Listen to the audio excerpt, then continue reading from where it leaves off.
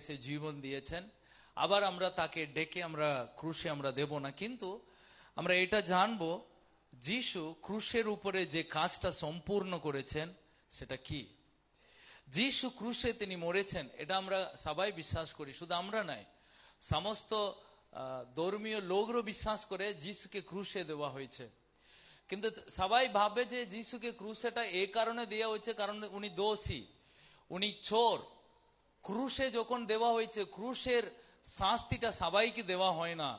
যারা ভয়ঙ্কর কয়েদি, যারা বড় বড় দোষী, যারা বড় বড় পাপ করেছে তাদেরকেই ক্রুশে দেওয়া হয়। যেমন আমাদের দেশে কয়েক বছরের আগে মুম্বাইতে আর কয়েকটা টেররিস্ট এসে আর রেলওয়ে স্টেশনে অনেক লোকে গুলি করে মেরে দিয়েছিল, তাকে ধরেছিল, তাকে জেলে ভরেছিল, অবশেষে তাকে ফাঁসি দেওয়া হয়।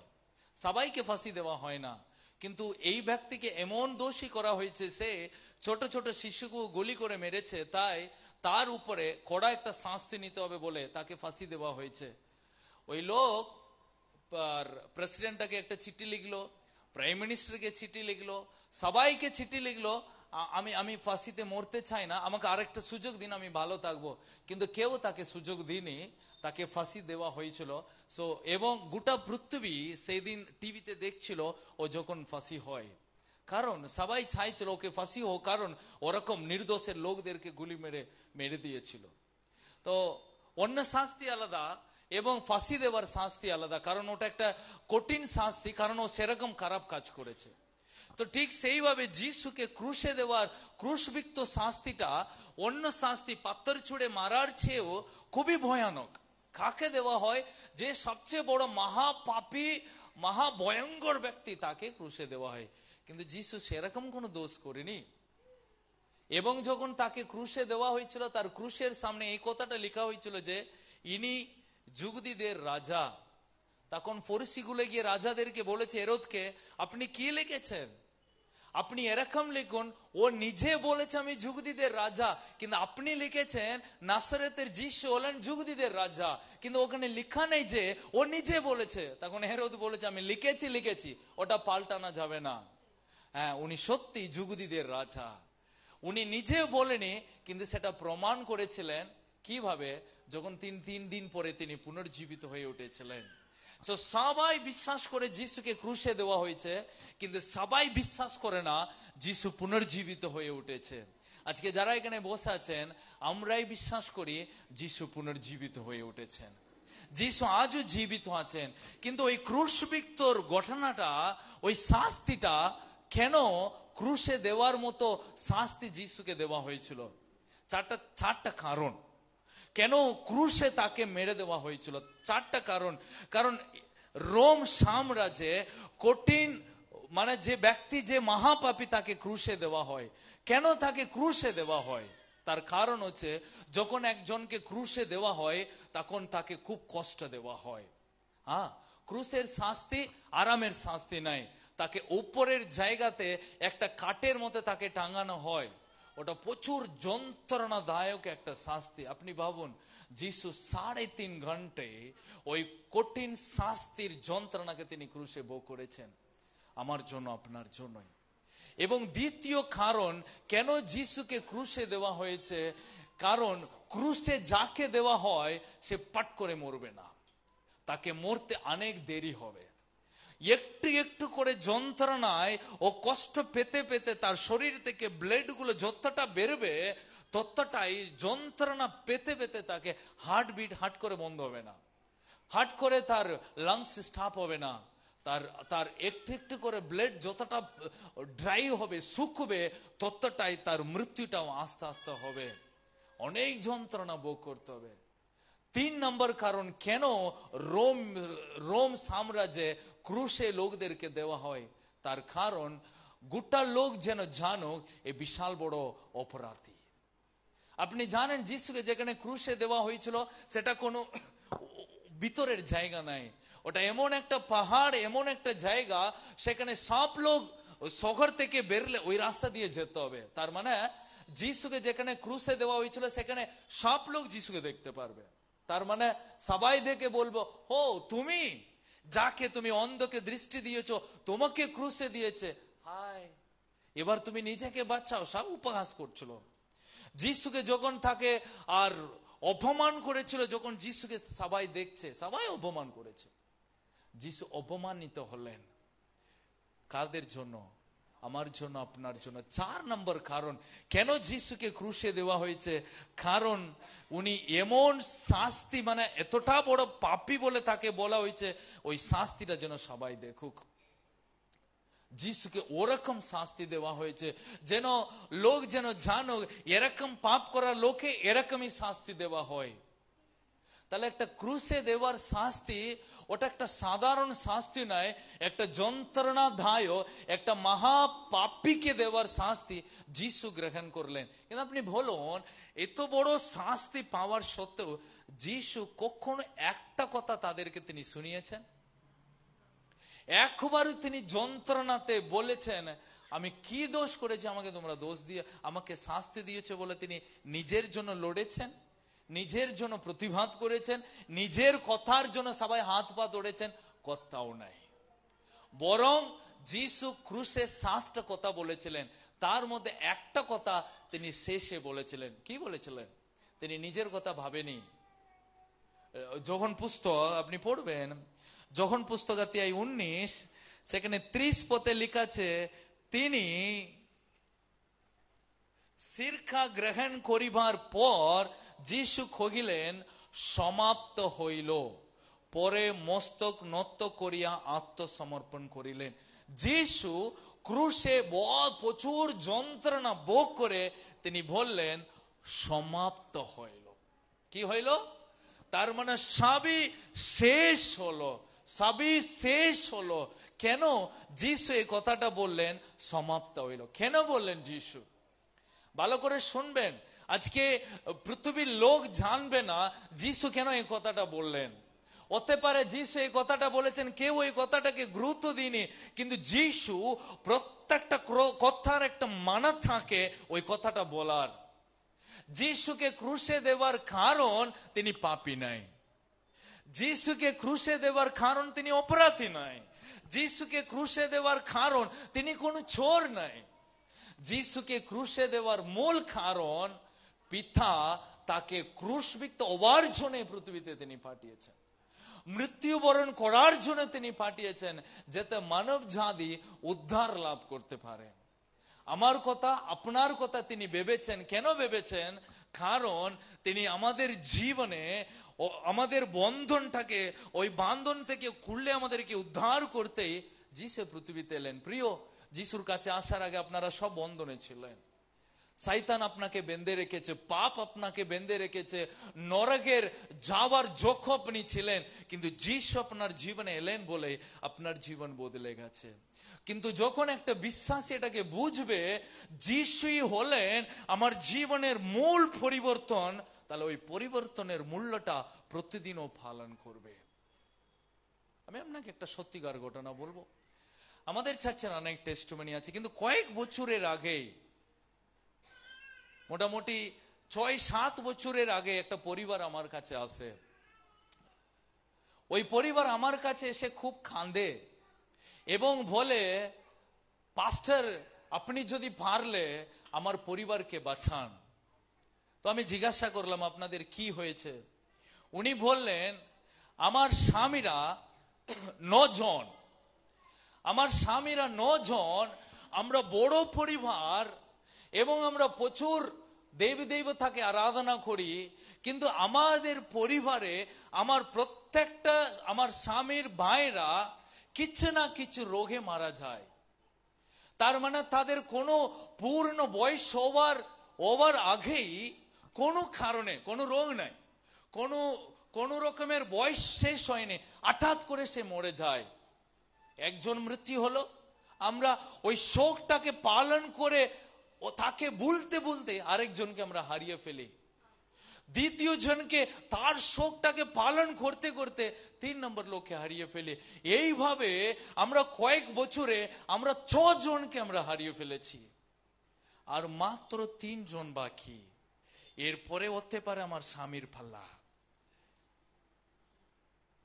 আমরা জানি না আমাদের পরিবারের সমস্ত মেয়ে ছেলে পরের বিধবা হয়ে আসছে, এরপরে মনে হচ্ছে আমার ফালা, আমার স্বামী মনে হচ্ছে এবার মরবে।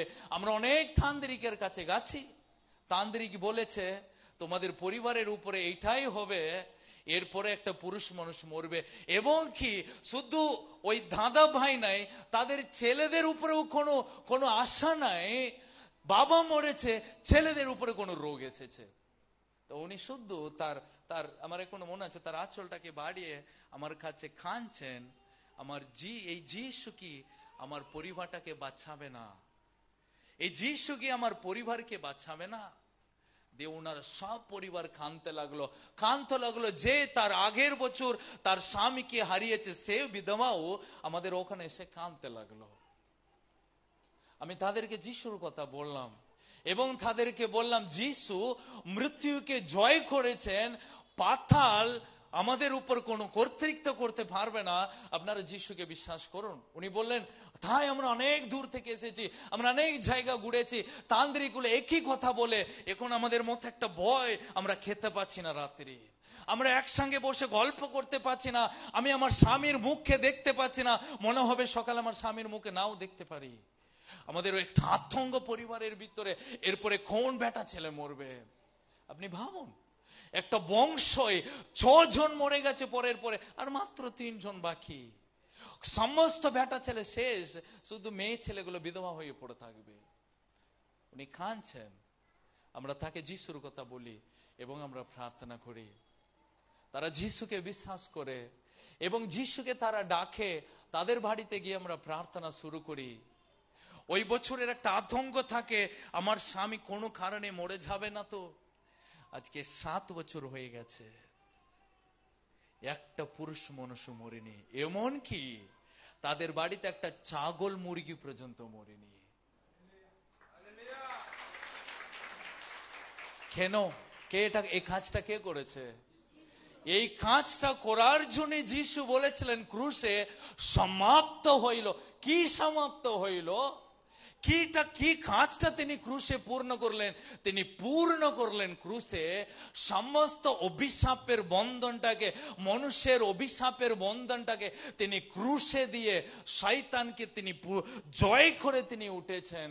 তাই শয়তান আমাদের উপর কোনো কর্তৃত্ব করতে পারবে না যে যিশুকে বিশ্বাস করে। আপনি জানেন, শুদ্ধ প্রভু তাদেরকে উদ্ধার করেনি। আমরা উদ্ধার পেয়ে গেলাম, আমার 6 জন আমার পরিবারে বেটা ছেলে মরে গেছে, এবার 3 জন বেঁচে গেছে, বা আমরা সুখে থাকবো, আমরা যিশুকে ভুলে যাব। ওরা ভুলে যায়নি।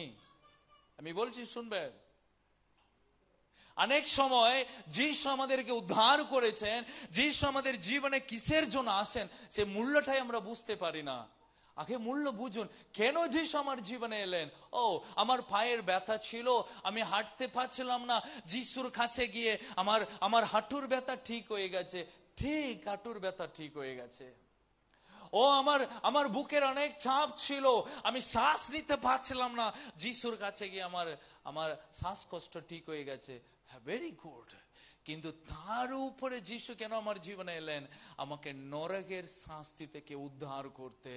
এবং নিরাকার জিনিস এখন আমার পরিবারের ভিতরে রয়েছে, নিরাকার শক্তি আমার পরিবারকে দিনের পর দিন গতির পথে নিয়ে যাচ্ছে।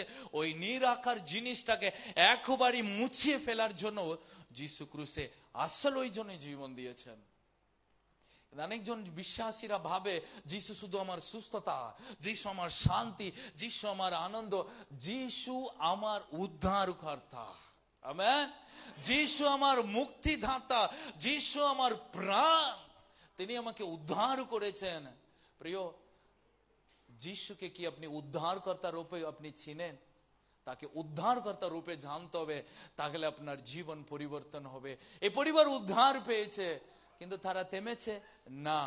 ওরা যখন বুঝেছে যিশু আমার পরিবারের ছোট্ট বেটা ছেলে মরার পরে, বাকি সব বেটা ছেলেকে যিশুর কাছে যাওয়ার পরে আজ 6-7 বছর প্রভু বাঁচিয়েছেন, ওখানে ফেলোশিপ শুরু হয়। ওরা পাশের গ্রামে প্রচার করে, পাশের গ্রাম থেকে অনেক লোক ওখানে বিশ্বাস করতে আসে। একটা মা আসে, একটা পরিবার আসে, একটা গ্রামের লোক আসে। আজকে ওই এলাকায় কন্ডঘোষের চার্চ স্থাপন করা হয়েছে। ওই একটা মাকে প্রভু অভিশাপের বন্ধন থেকে উদ্ধার করেছেন। ওই একটা মা আজকে একটা মণ্ডলী স্থাপনের কারণ। হালেলুয়া। আসলে আপনি বুঝতে পারছেন, যিশু আমাদের জীবনে এলে শুধু অভিশাপের বন্ধন থেকে মুক্ত করে আমাদেরকে ছেড়ে দেয় না, আমাদেরকে তারপরে আসল পথে তিনি আমাদেরকে নিয়ে যান। আমেন।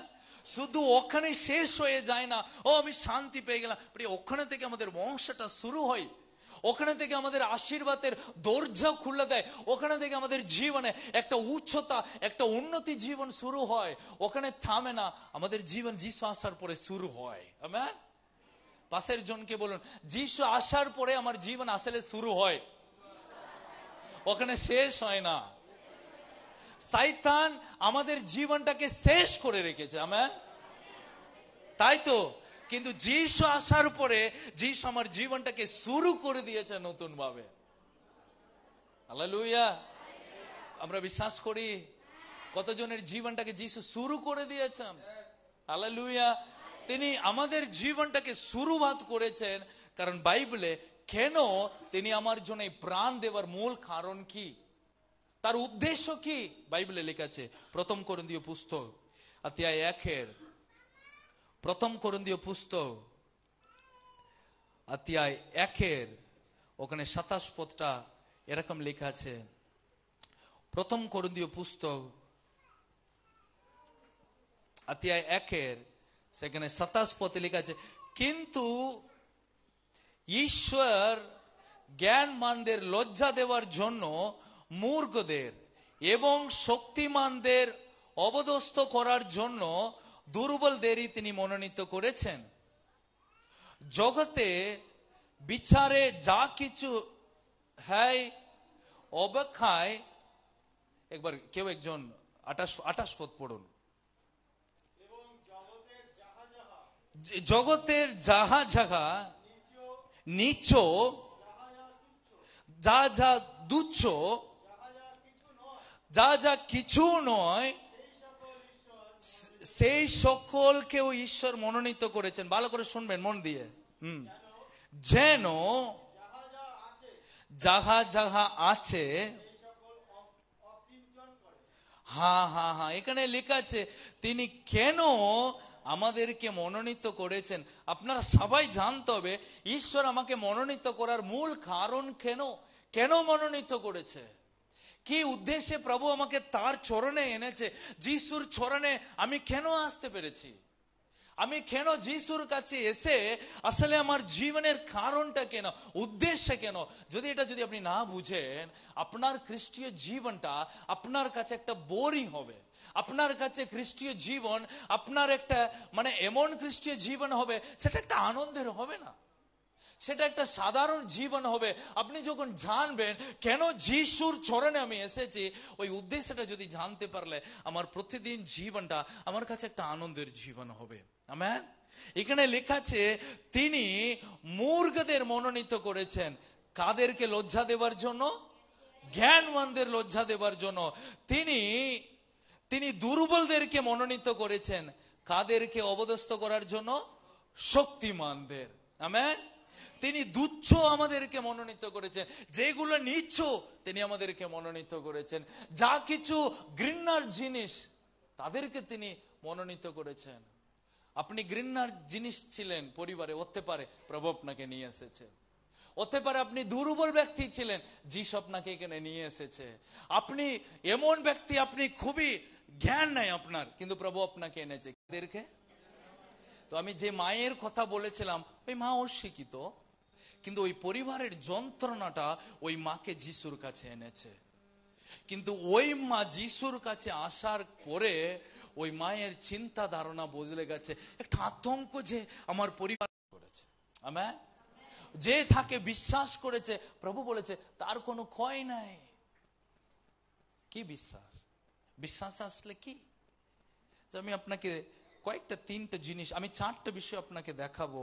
ওই নিচেই করন্থীয় পুস্তকের শেষে খুবই 4টে বিষয় যেটা আমাদের জীবনে খুবই গুরুত্বপূর্ণ। 30 পদ, কেউ একজন 30 পদটা পড়ুন। প্রথম করন্থীয় শেষ হ্যাঁ, পড়ুন।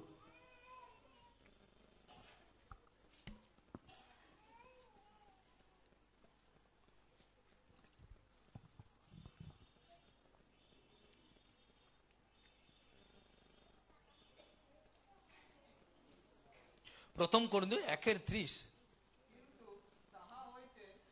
কিন্তু তাহা হইতে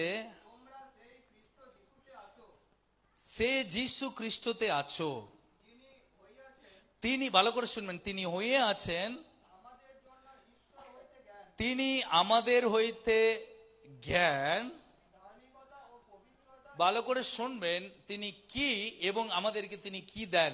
তিনি জ্ঞান, তিনি ধার্মিকতা, পবিত্রতা এবং তিনি মুক্তি। সো চারটে জিনিস যীশু খ্রিস্টের দ্বারা আমরা পাই।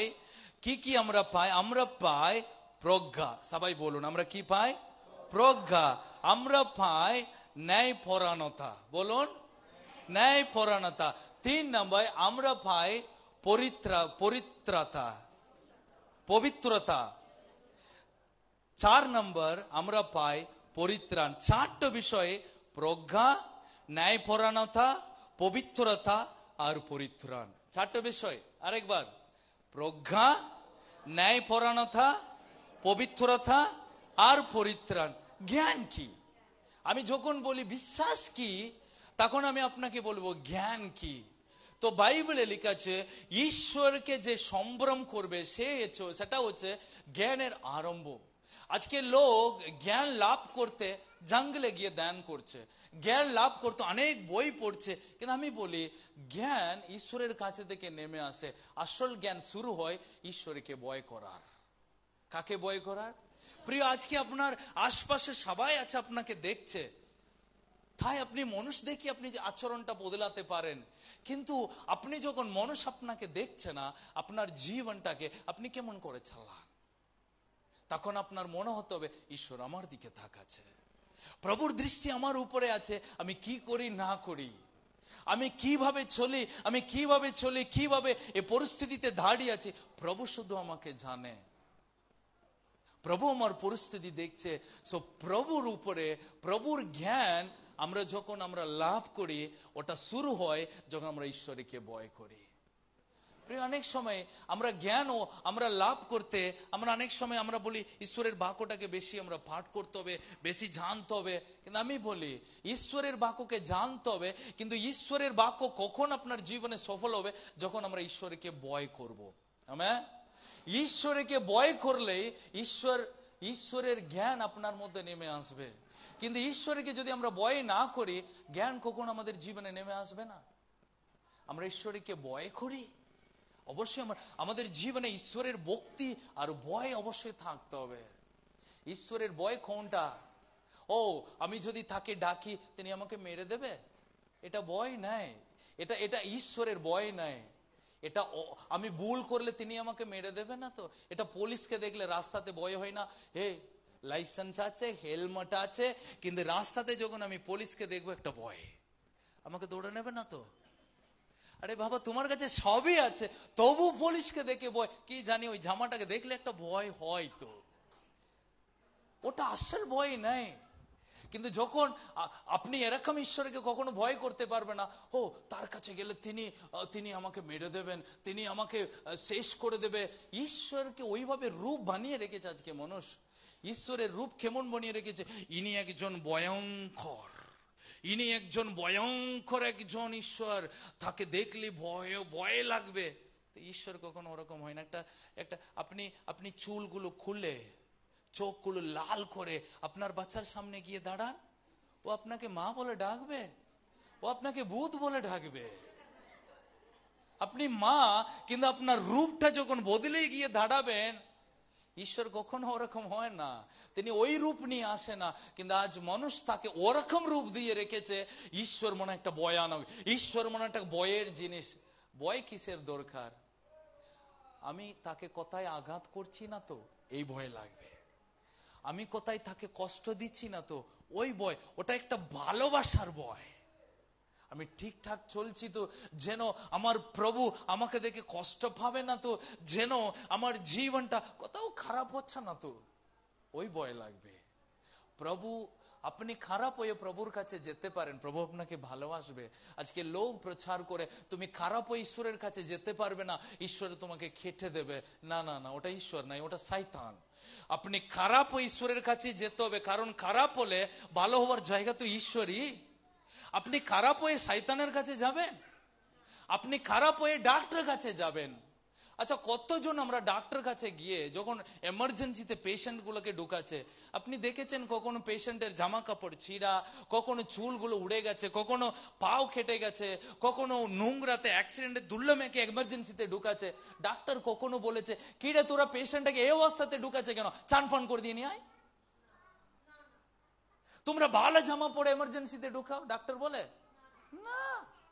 আপনি যেই পরিস্থিতিতে পেশেন্টটাকে নিয়ে যাবেন, বমি করে, ব্লাড বমি করে, পেশেন্টটাকে এমার্জেন্সিতে সেইভাবে নিয়ে ট্রিটমেন্ট করবে।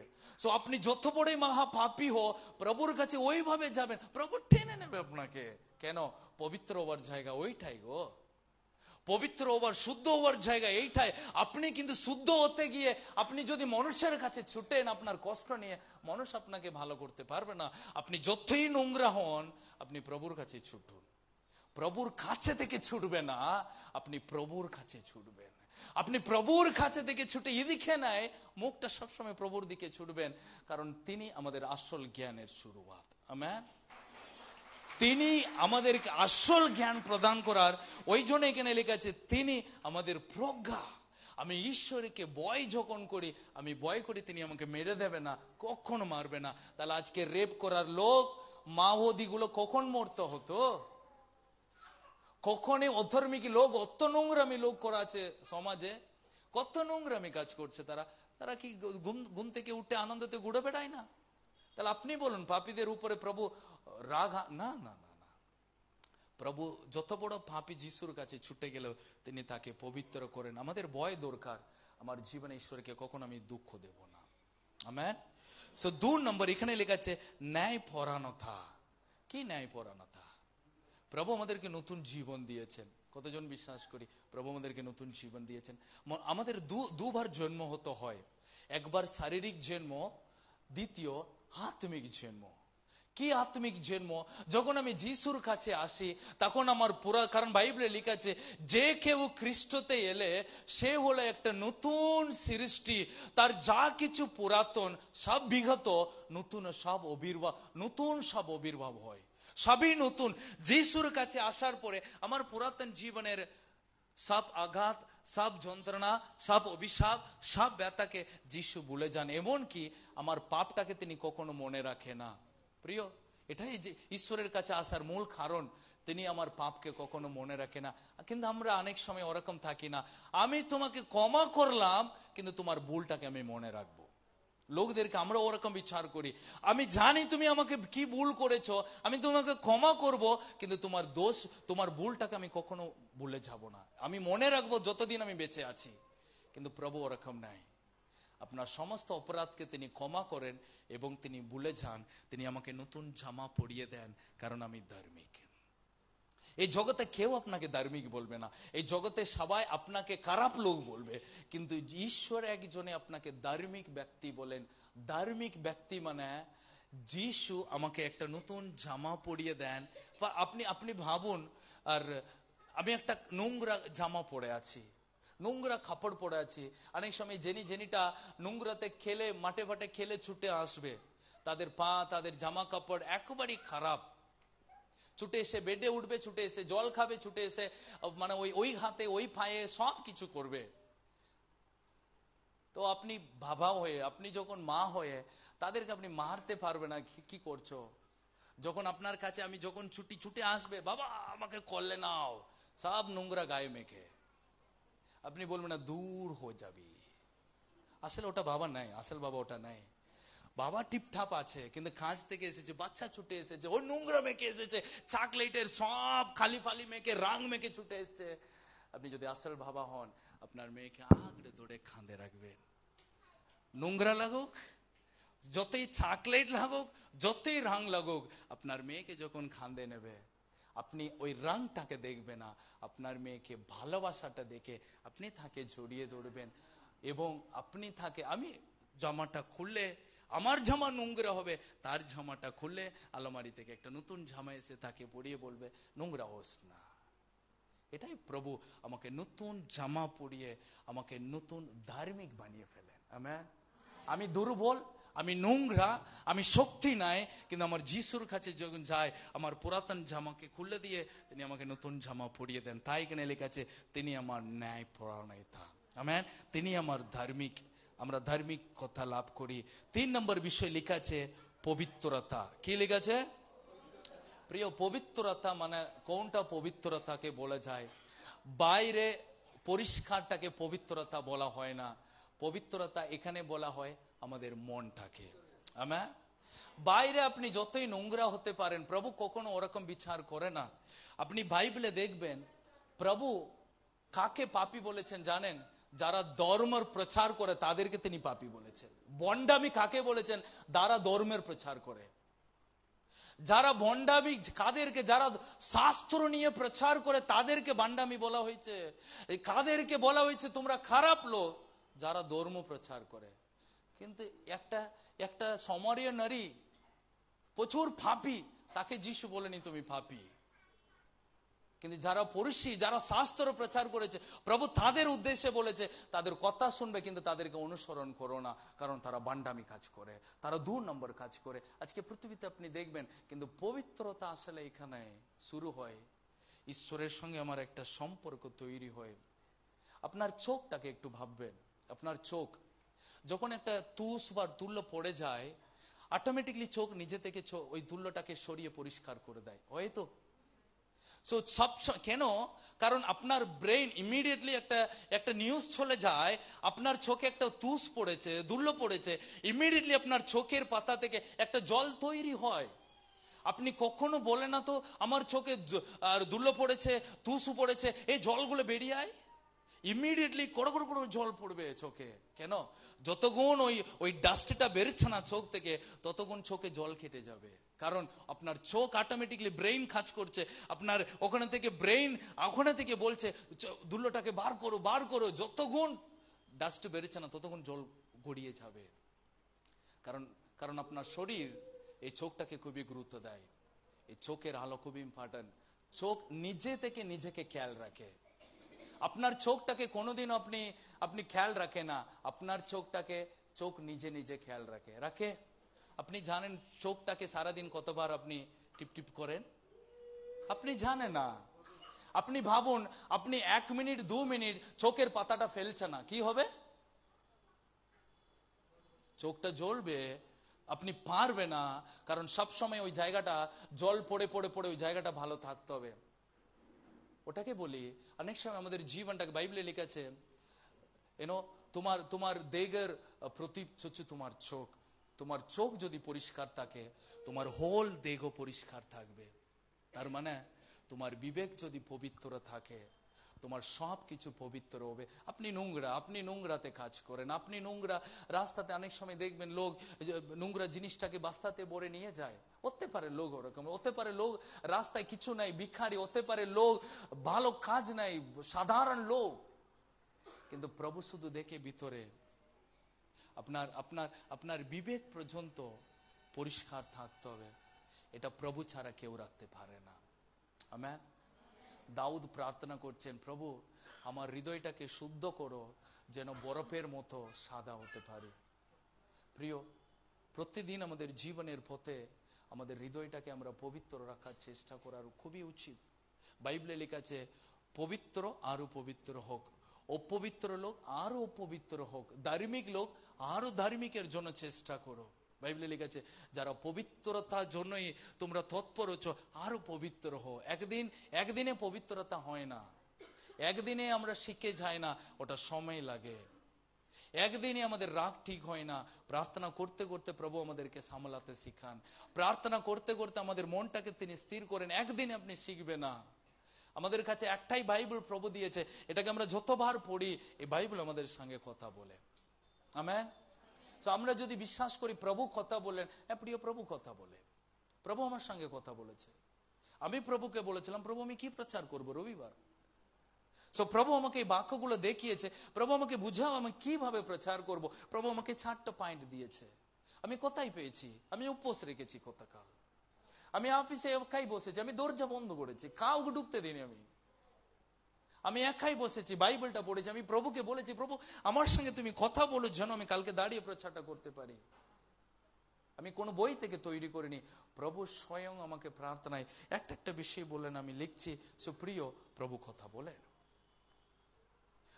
বাইবেলে লেখা আছে যাদের হৃদয় নির্মল তারা ঈশ্বরের দর্শন পায়। আপনি নোংরা কাপড় পরলেও ঈশ্বরকে দেখতে পারবেন, কিন্তু আপনার বিবেক পবিত্র না হয় আপনি ঈশ্বরকে দেখার ইচ্ছাই হবে না, আপনার প্রার্থনা করার ইচ্ছা হবে না। প্রিয়, বাইবেলে একটা ঈশ্বরের দাস বলেছে, আপনি পাপ করলে আপনি বাইবেল পড়তে পারবেন না, আপনি বাইবেল পড়লে আপনি পাপ করতে পারবেন না। আপনি প্রার্থনা করলে আপনার জীবন পবিত্র থাকবে, কিন্তু আপনি পাপ করলে আপনি প্রার্থনা করতেই পারবেন না। কারণ ঈশ্বরের সঙ্গে বসার একটা হৃদয় প্রভু আমাদেরকে দেন, পবিত্রতা। এই পবিত্রতার জন্য আমরা চেষ্টা করব। একদিনই পবিত্রতা হয় না, কিন্তু চেষ্টা করলে বিফল হয় না। প্রভুর জন্য চেষ্টা করলে কখনো কেউ বিফল হয় না। আমেন। প্রভু আমি পবিত্র হতে চাই, প্রভু আমার হৃদয়টাকে তুমি নির্মল করো, প্রভু আমাদেরকে সাহায্য করেন। 4 নম্বর বিষয় এখানে লেখা আছে, যীশু খ্রিস্ট আমাদের জীবনের তিনি পরিত্রাণ। কে তিনি? তিনি আমাদের পরিত্রাণ। সবাই বলুন পরিত্রাণ। সাধু ভাষায় লেখা আছে তিনি আমাদের মুক্তি। প্রিয়, তিনি কেন আমাদের মুক্তি? আমাদের জীবনে অনেক রকমের পরিস্থিতি আসতে পারে, তিনি আমাদেরকে মুক্ত করতে পারেন। আমেন। আপনি যেখানেই ঘুরুন, কিন্তু আমি বলবো অবশেষে যিশুর পাশে এসে দাঁড়িয়ে পড়ুন, কারণ ওই একটা জায়গা আপনার নিরাপদের জায়গা। আপনি যেখানে ঘুরবেন যাই করুন, কিন্তু এটা মনে রাখুন আমার আসল মুক্তি যিশু। আমি যিশুর কাছে যেতে হবে, তিনি একজনে আমাকে নিরাপদে রাখতে পারবেন। অনেক সময় আমরা নিজেকে চেষ্টা করি একটা জায়গা থেকে বেরিয়ে আসতে, কিন্তু আমরা পারি না। প্রভু ছাড়া কেউ বার করতে পারে না। একটা বাবার 2টো ছেলে ছিল, একটা ছেলে ভালো বাধ্য বাবার কথা শুনে, আরেকটা ছেলে বাবার কাছে একদিন এসে বললো, প্রভু বাবা তোমার আমার ধন সম্পত্তিগুলো আমাকে দিয়ে দাও। বাবার কাছে থেকে সব ধন সম্পত্তি নিয়ে দূর দেশে গেল। দূর দেশে গিয়ে ক্লাবে গিয়ে খেললো, নিজের মতো টাকা খরচা করলো। অবশেষে যত টাকা নিয়ে গেল সবই শেষ, ব্যাংক ব্যালেন্স শেষ। অবশেষে বসে বসে ভাবলো যা টাকা সব শেষ, বাবার কাছে গেলে হ্যাঁ বাবার কাছে যেতে পারবো না। কিন্তু কতদিন না খেয়ে থাকবে। কয়েকদিনের পরে এমন পরিস্থিতি, তার একবেলা খাবার ভাত নাই, খাবার পয়সা নাই কিনার। অবশেষে ওই পাশে একটা জায়গাতে কাজে ঢুকেছে। কি কাজ? ভদ্রতার কাজ নাই, ওখানে যতগুলো সোরের পাল, ওই পালগুলোকে দেখভাল করার কাজ। একদিন ওর খুব ইচ্ছা খাবার, সোরের খাবারটাকে খেতে গেছে, মনি পেশে তাকে বের করে দিয়েছে, এ খাবার যোগ্য নাই, তুই কাজটা কর। এখন বসে বসে কাঁদছে, আমার বাবা আমাকে কত সুখে রেখেছে, আমি বাবার বিরুদ্ধে পাপ করে আজকে এখানে খেতে পাচ্ছি না, আমার খাবার না, একটা সোরের খাবার পর্যন্ত আমাকে লোক দিচ্ছে না। আমার বাবার ভালোবাসা কত গভীর ছিল। ভাবলো, তার মতো চেতনা এলো, তার মতো একটা পরিবর্তন হলো। বলল আমি বাবার কাছে যাব। ও পৃথিবী সব কিছুকে উপভোগ করে বলল, এ পৃথিবী আমার লাগবে না, আমার বাবার মতো লোক হতে পারে না। আমি বুঝতে পারিনি আমার বাবার মূল্য, আমি বুঝতে পেরেছি আমার বাবার কাছে আমার কিছু লাগবে না, আমার বাবার চোখের সামনে থাকলে যথেষ্ট। ছুটে গেল বাবার কাছে।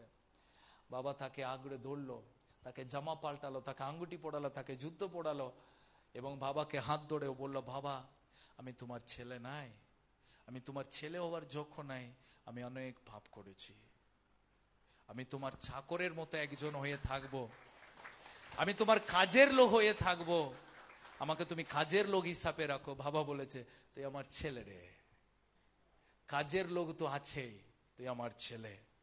দূর থেকে বড় ছেলে এসে বলেছে, বাবা এটা কি করলে? তোমার ছোট ছেলে সব টাকাগুলো নিয়ে কার পিছনে খরচা করেছে জানো না? ও ঘুরে এসেছে বলে তুমি তাকে তোমার ছেলে বলে তুমি পরিচয় দিচ্ছ।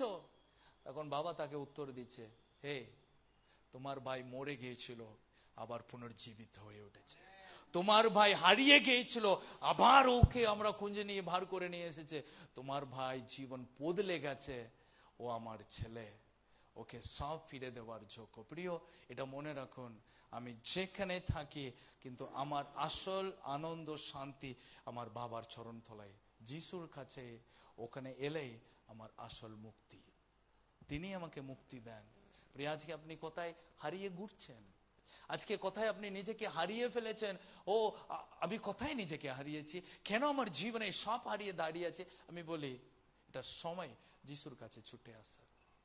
এসে শুধু বলুন, বাবা আমি ভুল করেছি, আমি কিন্তু কার কাছে যাব? বাবা তোমার কাছে আসবো।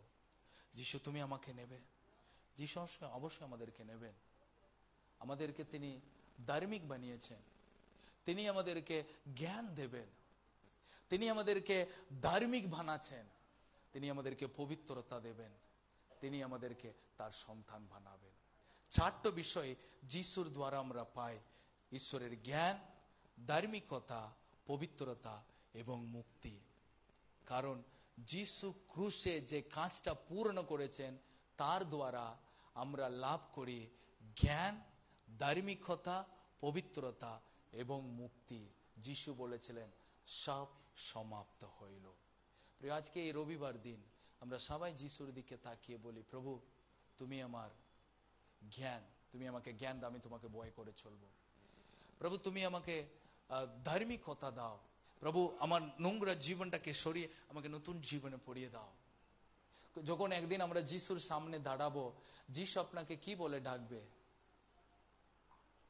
যিশু আপনার নাম ধরে ডাকবে না, যিশু আপনাকে বলবে, আমার ধার্মিক সন্তান। প্রভু আপনাকে বলবেন আপনার জাত, আপনার গোষ্ঠী, আপনার কাস্ট নাম বলে প্রভু ডাকবে না। প্রভু বলে, তুমি আমার ধার্মিক সন্তান, আমার ঘরে প্রবেশ করো। ওই দিন ধার্মিকের কথা আমরা শুনবো এবং তিনি আমাদেরকে পবিত্রতা দেন, তিনি আমাদেরকে মুক্তি দেন। একবার আমরা চোখ বন্ধ করি, আমরা প্রার্থনা করি। স্বর্গীয় পিতা, প্রভু তোমাকে ধন্যবাদ। প্রভু তুমি প্রভু আমাদের জীবনের জন্য তোমার পবিত্র রক্তকে ক্রুশের উপরে ঢেলেছ। তোমার রক্তের গুণে আমরা নতুন জীবন লাভ করেছি। প্রভু আমাদের জীবনটাকে তুমি প্রভু বদলে দিয়েছ। প্রভু গো, আমাদেরকে তোমার জ্ঞান প্রদান করেছ। প্রভু তুমি আমাদেরকে সে ধার্মিক বানিয়েছ, তুমি আমাদেরকে পবিত্রতা দিয়ে ভরেছ, তুমি আমাদেরকে মুক্তি দিয়েছ। পবিত্রতা আজকে যতজন এখানে এসেছে এবং প্রার্থনা করছে, প্রভু তাদেরকে তুমি সে চারটি বিষয়ে শক্তি তুমি প্রদান করো। তাদেরকে জ্ঞান দাও, তাদেরকে তোমার ধার্মিকতা দাও এবং তাদেরকে সে পবিত্রতা দাও। তাদেরকে তুমি মুক্তিদাতা রূপে তাদের জীবনে তুমি থাকো। যীশু খ্রিস্টের পবিত্র নামে এ প্রার্থনা আমরা চাই, আমেন।